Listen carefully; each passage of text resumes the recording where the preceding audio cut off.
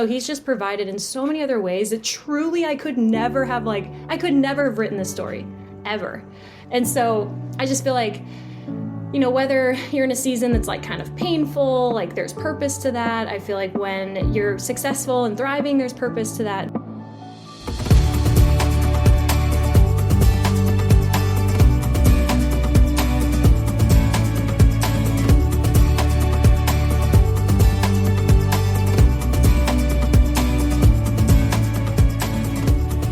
What's up, everybody? Welcome back to another episode of the Christian Agent Podcast. I am your host, Garrett Maroon. I'm so glad to be with you today. And I've got one of my friends who's back from the very beginning when we started this podcast in 2021. It was called Real Estate Your Way. And then I hired a coach and he said, that's a terrible name. So we changed it. And now it's the Christian Agent. But Belle Tunstall is with me. She's a CNU, Christopher Newport University alum like myself. So it's fun to get back in the studio with her. And I don't have a studio. That just makes me sound cool. I feel like I listen to podcasts, Belle, right? And they're like, I got so-and-so in the studio with me. I'm like, I don't have a studio. Like, this is just my office and my kids' stuff is everywhere. But it made me feel good about myself. Anyway, so Belle's back. I'm excited that she's back. She's got a lot to share with you. And Belle went off from CNU and made a life for herself. And me, I'm still trying to figure that out. So, Belle, we're proud of you as CNU alum, but I'm super glad that you're here. Christian Agents, as always, if you haven't joined the free school, SKOOL, Serving Not Selling, where I teach Christian agents how to sell 3 to 4 homes a month, please check that out in the show notes. And if you have joined, invite some friends. We want to serve and help all Christian agents be more excellent in what they do, and I'd love to see you in that space. Belle comes today. She's part of the Redux Group, which is one of the largest real estate teams in all of EXP. She's one of, if not maybe the top agent, Belle, sells 60, 70, 80 homes a year. She absolutely crushes it and has been a faithful member of the Faithful Agent community. Is one of our speakers at the upcoming Faithful Agent Retreat. Go check it out, faithfulagent.com/conference. Super excited for that. But Belle, before I let you say anything, because this is my show, that sounded meaner than I meant it to. Let me read you this joke. Let's see if this is funny, Belle. I haven't read it yet. Okay.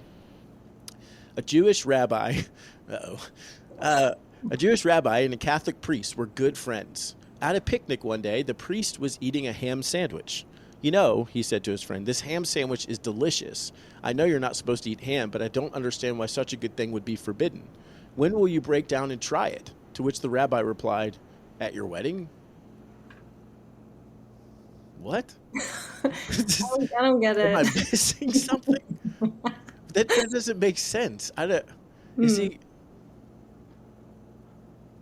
know. Break down. There's no way to salvage that. Okay, well. Only up from here. That's so bad, Belle. That's so bad. Okay, well, Belle, I'm glad that you're back. Yes. You probably aren't, but do a quick introduction of yourself, my friend, and we will dive right in. Sure. Yeah. So I born and raised in Northern Virginia. I went to CNU, studied psychology, played field hockey for years, and then had like a year-long job right out of college at CNU as like a admissions officer. And so it was easy sales. It was kind of an introduction to sales. Like, of course, the school I love and know everything to. I'll sell it to anybody, anyone with ears and eyes, like anyone who has a pulse. And so, yeah, I did that for a year. And then so Chris Craddock, who's the owner of the Redux Group, I've known him since I was 14. So he was my youth pastor. And so just really good family friends. And he had started a team, but Garrett and I were talking just before, hopping on here, and like real estate just wasn't trendy, like it is now. There was no Selling Sunset. There were no $1 million listing. I think HGTV was like just starting out essentially. And so, Chris was just giving me every sales pitch, trying to get me to be a realtor. I was like, this is so random. No one I know is a realtor. And I'm just going to go into another kind of sales job. And so anyways, I kind of kicked the can down for about a year while I still had my job. And I just wasn't feeling any peace at all. I knew it was just not going to be satisfying. And, I feel like my calling, I just kept feeling like I like people. I just want to serve people. That's what I, kind of felt on my heart, like in that year of 2015, 16. But I'm like, what job is that? Like, I'm like, how will that pay the bills and all these student loans that I'm about to have?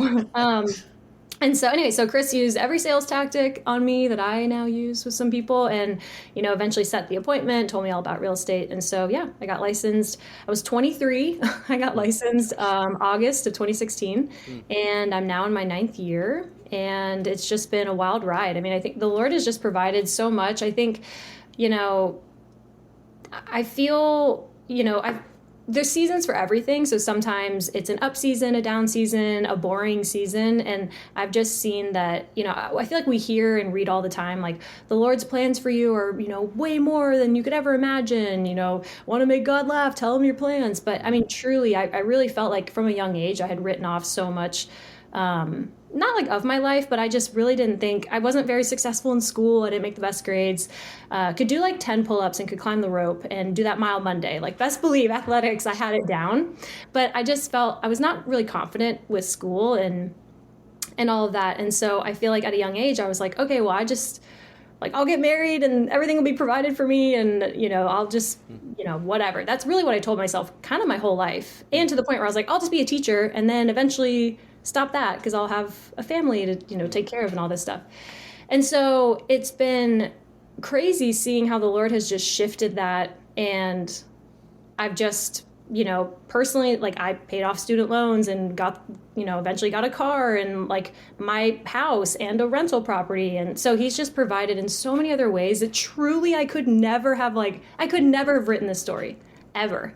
And so I just feel like, whether you're in a season that's like kind of painful, like there's purpose to that. I feel like when you're successful and thriving, there's purpose to that. And so it's just been really cool to like surrender to the Lord. And again, I'm not perfect. So of course I'm also a toddler and I kick and scream and have tantrums when things don't go my way. But ultimately looking back on just the last 9 years and all the opportunities that real estate has brought me, and by owning kind of like my own little business and sort of the freedom and shackles that come with that. But yeah, excited to dive into a whole bunch of things with you today. No, that's so good. I remember a coach of mine used to always say when it would be, talking about the future or whatever, and struggling to see that, whatever I was hoping for would happen.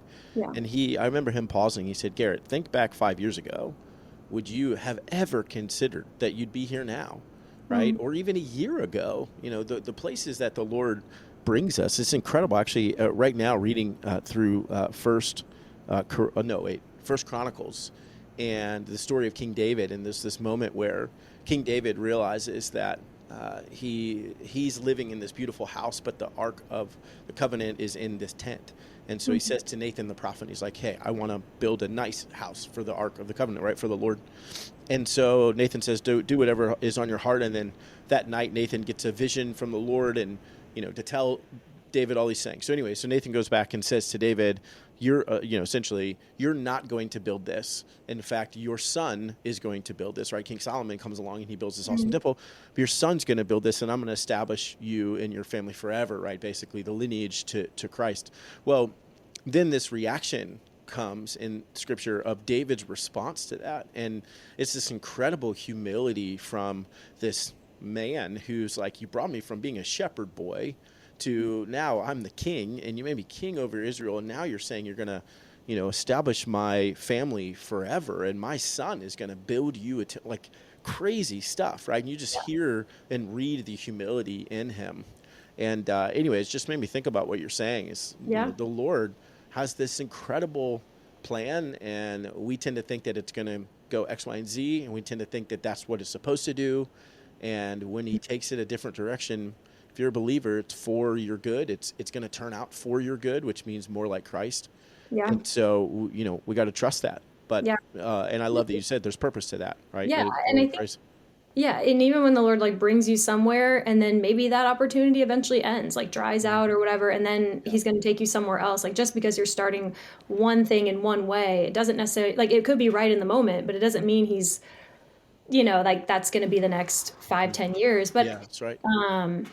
I feel like, I don't know, for me, real estate is very emotional, right? You have, again, the high highs, the low lows. You get a client, you get fired by a client. You get under contract, it falls through because of a foundation crack. And I could be dealing with that right now. That never happened. What are you talking about? Yeah, they're always perfect. Yeah. Right, always. But, I feel like just trying to I don't know, harness the emotions. And, I feel like allowing, like, of course, we all want the Lord to guide us and lead us. And I feel like our emotions can be so fleeting. And so I feel like letting the truth, shape your emotions, not letting your emotions shape like the truth. Because I Yeah. feel like it's, that's where it can get messy if you're like, well, I feel this way. So that means, I'm in a low spell. And so where are you, God? And, and then you try to just take it, white knuckle it through. Yeah. So it's just, but anyway, so I feel like with real estate, it's just every day is different. There's really just no 2 days are the same. I Yeah, for sure. And it's so interesting too because when consumers think about real estate agent, they have a perceived conception, right? Whatever that is. We're all super rich and we just look at nice houses all day and whatever. Yeah. But there's such a wide expanse of what that is, right? You could be, listen to this, you could be 75 and a grandfather on your third career, whatever, doing it because you just want to help a couple people. It's awesome. You could be a stay-at-home mom trying to figure that out. You could be an 18-year-old getting started today trying to figure out what in the world is this supposed to be? How do I do it? And it's such a wide picture of who's in this industry. And yet, as believers, we have that unity that we all share, right? I don't care if you're new or old or young or old, or doesn't matter, right? Like we share this same truth and bond that comes from this biblical worldview. And so we might not have had the same experiences as this, the same opportunities or experience in the industry, but we understand, right? Like I can empathize with you when you lose a client because of whatever and understand how hard it is, not just to lose a client, but for you to remind yourself to lean back on the Lord and trust that this was his purpose, right? Yeah. Like, because that's what I deal with every day, whether I'm in real estate or not. As a believer, we're going to struggle with that anyways. And so, like, I think it's beautiful that unity that binds us together as Christians, specifically in this industry as well. Yeah. You're the one that said, Belle, I think it was after the very first conference, which was literally, Belle, 2 years ago. Wow. Today, this was the day after the first conference, which is super cool. Really? The day we're recording this, yeah, Wow. March 3rd. So it was so March 2nd is my birthday. That was day 2 of the event, and so anyway, super cool. Yeah. But you're the one that said you felt like your soul finally took a sigh of relief, right? Being in the room surrounded by believers, we just need those things. People who understand in a deeper way. Yeah. Go ahead. No, please. Yeah, no, because I stand by it. I mean, even a podcast like this, I think it's nice to find community. I mean, again, as believers, we all need community and we all seek it out, whether it's with church, a Bible study, home group, whatever. But then with work, like, what are you going to do? Just go to work and be a different person? But, so and again, as realtors, we love our conferences. So it's like, I feel like we're always going to Austin, Vegas, Sure. Florida, whatever. And so 2 years ago, I was kind of on my own little like tour, I felt like, because I was, I was doing some teaching. I was invited to speak with the faithful agent. I think I had gone to Vegas, which I don't ever need to go there ever again. I'm tired of Vegas. Seriously. But, Not wrong. yeah. And so it was so much traveling and going to all these different conferences and just hearing different, worldviews and opinions on your business and how you should be grinding or what you should be focusing on, by no mistake, the faithful agent, that was that was the last thing I was attending. And, and I remember at times, many times on the stage, like my brain just kind of went flat. I just was so exhausted. And that was honestly, I think that was like really the only profound thing I said, and which is fine. I'll stand by it. I hope that's like the one thing someone remembers is that, as a realtor being in this community, it is a place that you can just show up broken, burnt out, tired, and know that, of course, we'll get some tactics, some business things, but ultimately you're just in a room of, I don't know, 200-300 people that just love and care for you and care for your soul and your salvation and, want to help your walk. Because I think at the end of the day, it's just like that is what makes us all the same. Like we all love the same God, like we're all here for the same purpose. And also we all want to serve our clients. And so I felt like that I was just knocked over the side of the head. I felt like that whole conference, I was like, this is different, but this is amazing. Like, I felt like time kind of slowed, and that never happens, you know? Mm. So Yeah, that that's was cool. 2 years ago? Yeah, it Yeah. was too. I think the one you were at was maybe in October. I don't Yeah. think you came to the Virginia Beach one. No. I wish I Yeah, could so have been to all of them, but yeah, you're not that cool, I but that's know I'm fine. not. That's okay. Next time you can come, and you are Yeah. because you're a speaker again. I So better. no, but all those things, right? And as we try to figure this out, I'm constantly reminded that every house we sell literally will crumble, right? Mm, Every client we have will die. And that's not morbidity. It's just like yeah. that's just what happens, right? That is what happens. And every dollar we make will fade away, and all of these things. It doesn't mean these are in and of themselves vain pursuits, right? But it does mean that when we are in community with someone who's going to try to pull us towards the world's direction and what the world offers. I mean, think about how the devil tempted Jesus. Here's the world, I can give it to you, right? You Mm, just have to worship me, essentially. And that's literally, like the self-help community, and some of that's really good. Don't hear me bash all of it, but this industry of you can have whatever you want, you can build this crazy big life, and blah blah blah, and let you see like families broken apart, and you see all this stuff, and mm, it doesn't mean that you can't be uber successful and have a great family life. That's absolutely you absolutely can do both, but it's the devil saying, "Hey, you can have the entire world," and us starting to believe that that's true. And I yeah. think we need as believers in general, right, but especially in this industry, for us to say, "Yeah, but that won't satisfy you." Right? Mm, I remember a great story. Tyler, who was never on the show anymore. I miss you, buddy. And you're a terrible person, but I forgive you. Well, I don't, because you haven't asked for forgiveness. So you're not forgiven yet. Anyways, he'll never listen to this, Belle. Let's be honest. Okay, so anyway, so I remember but Tyler sharing this story. So Tyler was a professional baseball player, right, and pitched for the Baltimore Orioles. And he's sharing the story with me early when we had reconnected. And he says, Garrett, I'm on the mound getting ready to pitch against the New York Yankees. mm, And he says, I'm standing there, and I don't know, he gets the first batter out, whatever. The next batter up is Alex Rodriguez, like, the pinnacle of your career. You're pitching against Alex Rodriguez. You're on the mound on ESPN, whatever. And he said, I had this moment where I stepped off the mound and I thought, thank you, Lord, because if this was all there is, this is nothing, yeah. right? And most of us think if we could do what Belle does and sell that many homes, if we could build a big, massive business, if we could be a professional athlete, like then I would feel the satisfaction of Yeah. whatever I've worked towards X, Y, and Z, fill in the blank.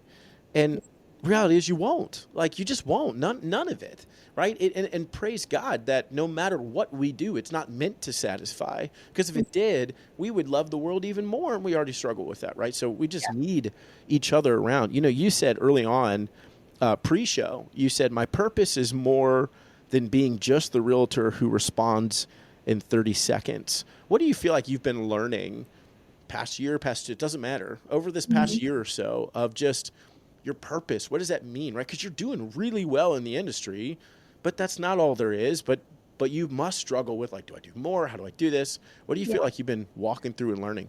Yeah. I think, also the nuance of it is in many ways long gone. I Mm, think, my first few years, well, I would say the first like 3 years, I was 23. So I'm doing what every 23-year-olds yeah, of do, where course. I'm like just traveling and being on vacation, calling it work, closing a deal every 4 months Sure, and sure. then living off of that. And Mm, then, so I was just, it was, my business was such a joke. mm, Well, maybe the first like 2 years and then kind of that third year. So, I started to like climb through like over the years where it was like 20 some closings, then 30 some closings, and it was COVID and it was 72. So I mm. really, thought it would be Wow. 50 and then it went to 72. Yeah, it's awesome. And then the next year was 80. And so the next year Mm, I'm like, okay, 100, here we mm, go. And it was, I think 65. mm, And then last year was like, I think, oh no, 65, then 50. mm, Then last year was 72. But I mm. remember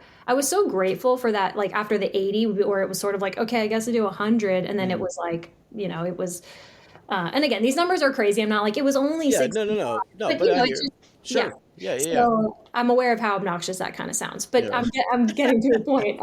I But only got 3 Teslas that year, and it I was so know. disappointing. Yeah, yeah. Um, No, no, no, not at all. yeah. So, but I was grateful because I just knew there would be a moment where I was gonna fall short of a goal, right? Mm, And I was glad it happened because it happened, and then that was it, mm, And then I parted ways with my showing partner at the time, and then the next year I think was mostly me, and it was and I did 50. So it just I kind of had to like break up with that image where okay, I'm gonna do 100 and mm, basically sacrifice my whole life for that mm. because I mean you really reach a point where I mean, to do 65 plus, That's a lot. it's just it's such a crazy lifestyle, to be honest. And so, Mm, so anyways, I say all that because it had to happen. And, I didn't necessarily feel like a failure, but I just needed to like face the reality of like, I am only human. I am one person. I have one phone that is my personal and my work. mm, And, I have family. I, want to train for runs and races and things. I want to travel. And so I just started to face and ask the questions of like, I didn't ever believe real estate was all, it wasn't like I was like, is this all there is? It wasn't yeah, like I sure. had that, but kind of, it's like I was pouring so much into this career that was in return paying off my student loans. Like I was able to buy a car and then, buy a property and then eventually an investment property. But you just, I remember I was at a conference one year and they were saying, there were two things that struck me. They were talking about with your goals, like, do you ever reach like the end zone or are you always moving back the Mm, goalpost? And and being able to actually celebrate your successes. And also that year they had said something like, is it vacation or did you just move your office? Like, is your office mm, just now in Florida? Is your office just now in a bachelorette, like on a mm, bachelorette weekend? And so, but I think, and something I still kind of wrestle with, but I think something early on was, okay, well, I'm young and I have the energy and not so many distractions. Like I have to take advantage of this. But mm, I also feel like I want to honor the Lord in what I'm doing. I want to love people and serve people. But also I think it reached a point where I was like, I'm not loving myself. I'm not honoring myself. I'm not growing myself. And so I think headed into this year, we were talking before we started recording and Garrett had, kind of pulled me aside at, I guess yeah, the last one, which the is last one. April, yeah, of last year. Yeah. Yeah. And I mean, Garrett, you can't hide. So he was just like, how are you? And I'm like, oh, he's like, how are you? Like, how is everything? Like, obviously doing a lot of business. Like, how are you? And so I really couldn't BS my way out of any of that. But, it kind of got me just talking out loud. And I was, just saying certain things of, yeah, I just don't really feel comfortable in silence. Like, I don't even know why I said that because then, then I was being held accountable. Garrett has been Be checking in careful what on you me. say around me. That's I correct. Yes. know, I know. Extreme ownership over here. But yeah, so I don't even know why I blurted that. And then he's asking me about it. And then it got me thinking because I was like, well, why do I always have to have music or, stimuli or, I can't calm down. And it was just this lifestyle that was so fast. Like I made no time for myself, made no like quiet time, like just space for even me and the Lord just to be quiet. And like, because I think Garrett even said something like, well, what's the Lord like saying? I'm like, I have headphones. I don't know. Like it's never quiet. How could I ever hear?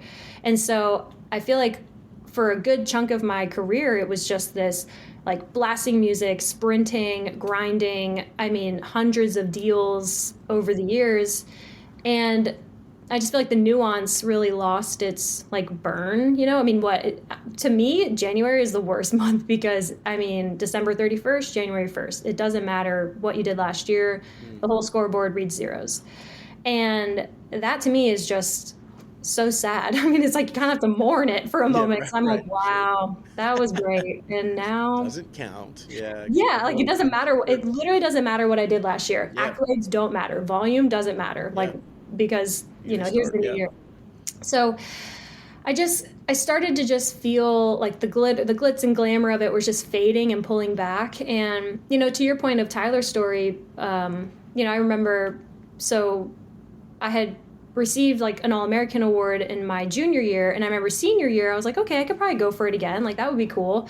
Our season wasn't as good, but I thought maybe I could get it. I don't know, stats, and but I had also kind of come to peace, like, well, that'd be cool. I hope I do, but if I don't, okay.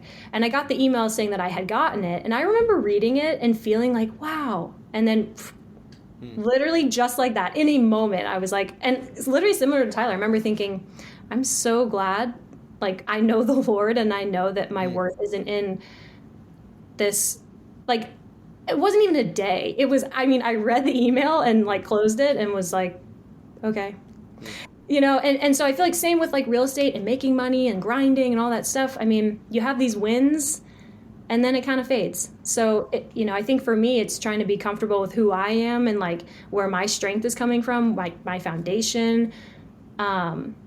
It's not so much like what my past clients say about me, my current clients, like my reviews, because again, those can be good and bad.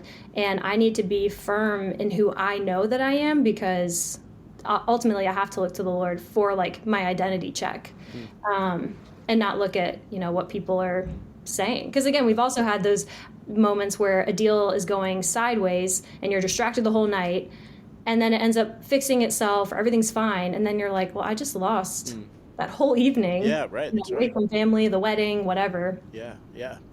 It's hard, and I appreciate your honesty, because when we're running at a certain speed, right, really all of the feedback we're getting is all exterior feedback, right? Like there's no internal cycle for us to replay what happened, or take the time to think through or pray through, what was that good, was it bad, was it hard, whatever it was, and learn from it, whatever it was.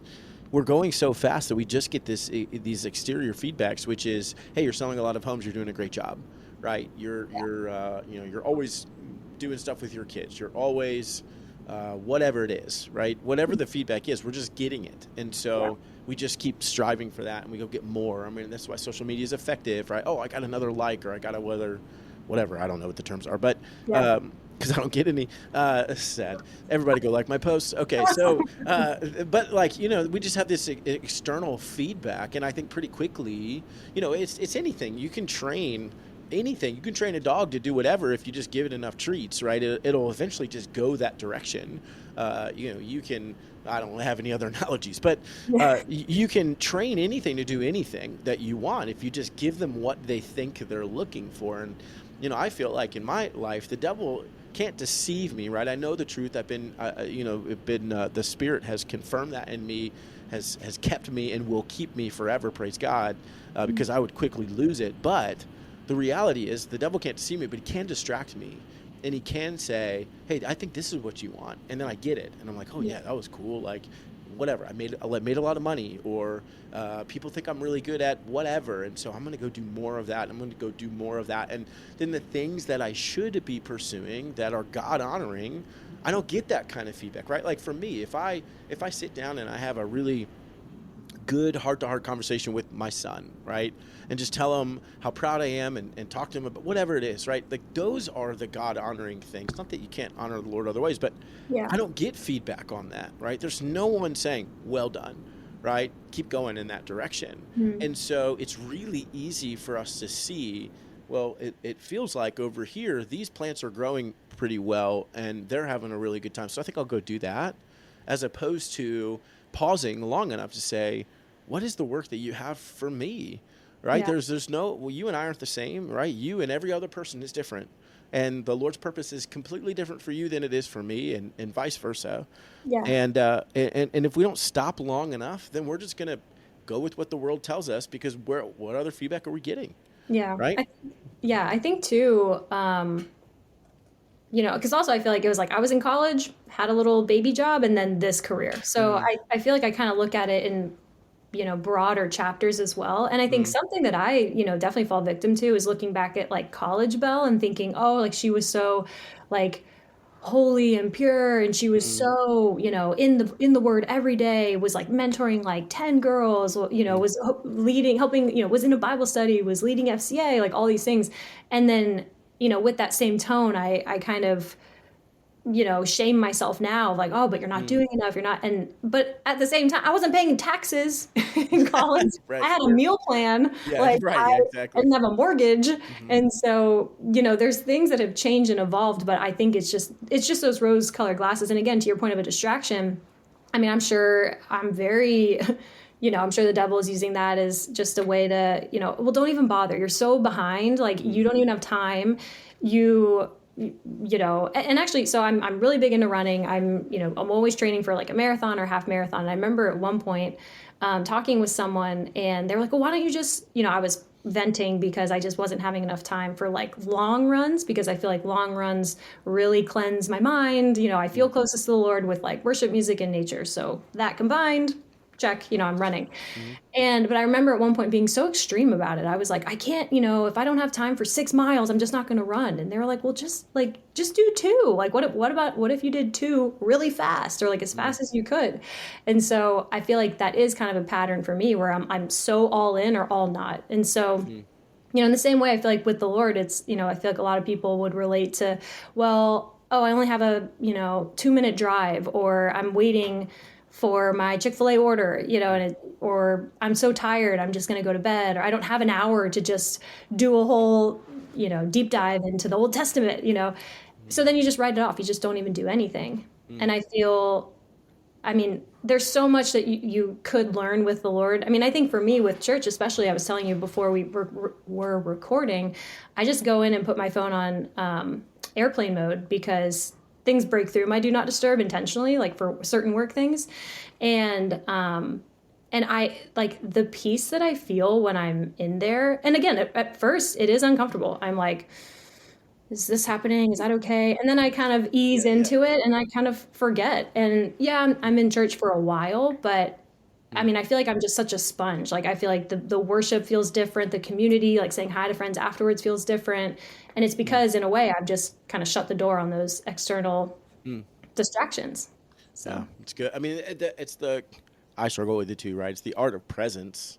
Just being where your feet are is really hard. Just is. I mean, it's easy to blame the phone, and the reality of the phone is I'm looking for distraction, right? I'm looking for a way to not be here and be engaged, right? I mean, yeah, even I forgot to turn off my notifications on my computer, right? And it's like new text message, new text message. Like yeah, I don't want to see it, right? yeah, But it's there, and so we're trained, and it's we can blame outside whatever, but I think the reality that I forget too is Scripture literally says the devil is moving to and fro across the earth looking to devour us, right? And yet I think, oh well, it's okay. I'll do a quick 2-minute prayer and I'll be fine today. And again, I'm with you 1,000%. If yeah, that's how your day goes, then just take it when you can get it, right? The Lord and His kindness is with you. But when we don't try to set that aside, or there isn't period of silence, and I'm not good at it either. I mean, I talk a lot, right? And that's why no one listens. And so, but like I like things happening, right? My buddy said to me the other, or like earlier this week, he came over and we had gone on this guys trip, right? And we went to the mountains and it snowed. And then for some reason, instead of like going skiing or anything, which I've never done before, but instead of going yeah. skiing, we sat there and played Settlers of Catan literally all day on Saturday. And like they wanted to sit around and talk. I was like, no, let's play a game. We can talk while Yeah, we play a game. Let's do something. yeah. And he was like, why do you feel like you always have to do something? And he asked me that. This is earlier this week, or this is Wow. Monday, so last week. Yeah, And I stopped and I was like, dude, I don't know. I said, but I think there's a part of it, and I got to figure that out. But I said, I think there's a part of it where like I'm scared if I just sit still and wonder like, what have I just been pushing to the side I haven't dealt with? yeah. What is it that, what am I going to realize about myself? Like maybe I can just keep going fast enough where I never have to pay attention to anything that I don't want to pay attention to. Yeah, And that's the phone, right? It's the distraction. It's the speed at which we go. It's always needing to have whatever input going on around us or noise or whatever it is, because it can be scary to stop. yeah, But I think it's those moments where we are still enough, right? And the Lord can speak to us at any point, but still enough where the Lord just in Scripture, right? 1 Samuel, Elijah, I think it's Elijah or Elisha, but I think it's Elijah. He's out in the wilderness. He falls asleep, and then an angel comes and wakes him up and gives him food, which awesome. Yeah. And then he goes back to sleep. And and then he wakes up again. Anyways, he's walking around the wilderness, right? And I don't remember exactly word for word, but it says, the mountains catch fire or whatever, but the Lord wasn't in that, right? Then it says the hurricane came, but the Lord wasn't in that. And then the lightning came, but the Lord wasn't in that. And then it says something to the effect of like, but the still soft wind came by or whatever, and the Lord was in that. And I just think, man, do we ever even get to that point, right? Yeah. Or do we, by our own nature and sin, right, by certainly the devil trying to distract us, does he just say, here's more stuff, here's more stuff, here's more stuff. I don't want you to listen to the wind, because if you do, that's where the Lord is. And it's hard. It's hard to stop long enough to say, I've seen the fire, I've seen the lightning, I've seen the hurricane, I've seen all those things, but the Lord wasn't in that. And once it starts to get still, I'm like, okay, I'm bored, I need to go do something. Well, what if that's where the Lord is, right? And so for us to practice Well, stillness, right? Go ahead. yeah, yeah. No, I'm just thinking, I mean, again, for those who are realtors, it's just like you're always going, you're always looking to the next lead, the next call. Like, Yeah. it's just like this, again, kind of a self-help little hamster wheel.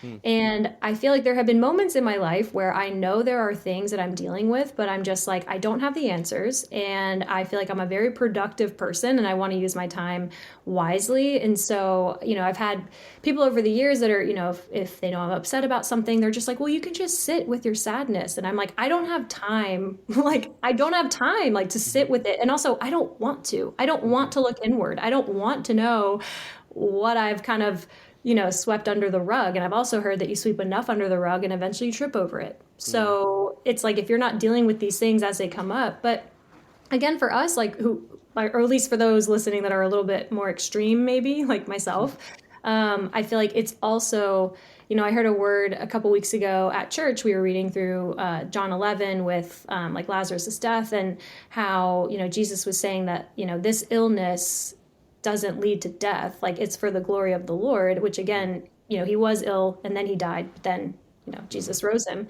And, but he was saying that like through all of that, like the Lord will be glorified. And I think for me, like, it's been a humbling and comforting word over the last like few weeks or so, just thinking about like the pain in our purpose. There is a purpose to it. And again, like, I'm not to make it all like so sad, because again, there is purpose in your successes, and there is purpose in when you don't get something and when you do get something. But I think just reminding yourself that you will never be faced with like anything, like in or through which like the Lord is not going to use it to like bring glory like to his name. And so I think in times where, so again, I hope to encourage myself and, you and whoever like listening, it's a word to myself, but in those moments where I don't want to look inward, I don't want to journal, I know that something's bothering me, but like I don't have the answer, so I don't want to think on it because I've already thought on it and I don't know the answer.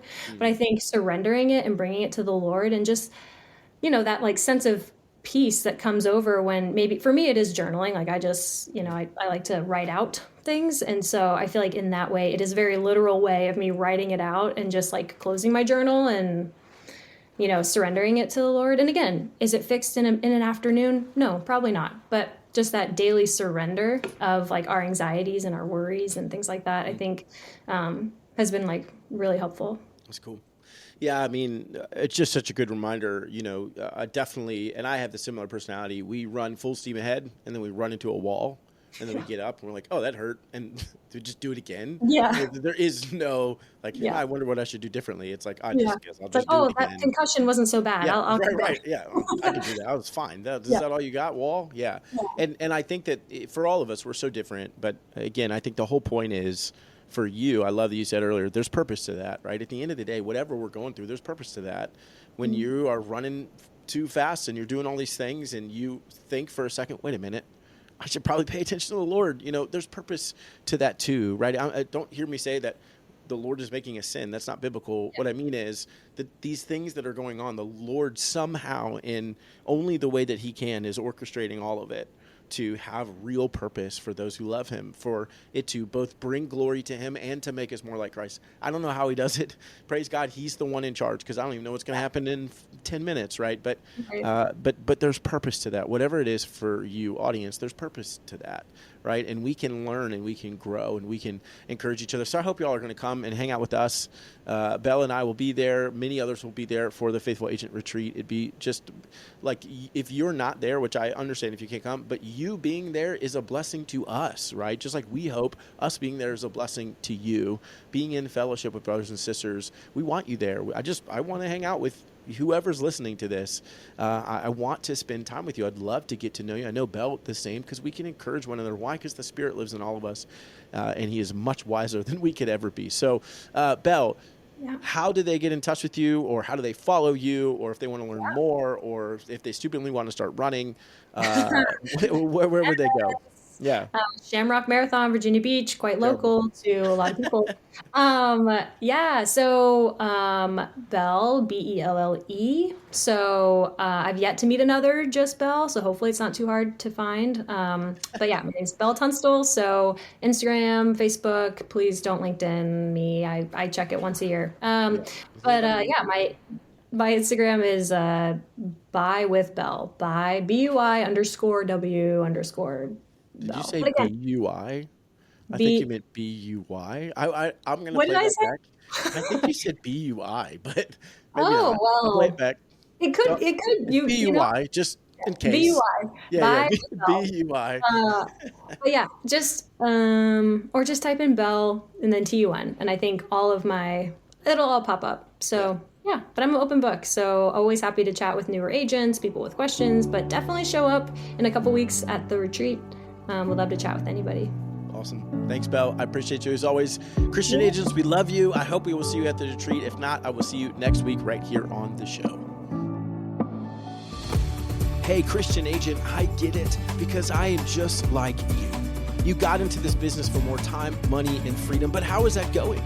Maybe like me, you found yourself succeeding more often, but missing out on more family dinners. Or maybe you've been wondering this whole time, why are you working your butt off but not making any progress? Or you continue to see the people up on stage who lost their marriage, but they sold a lot of houses, so they get celebrated anyways.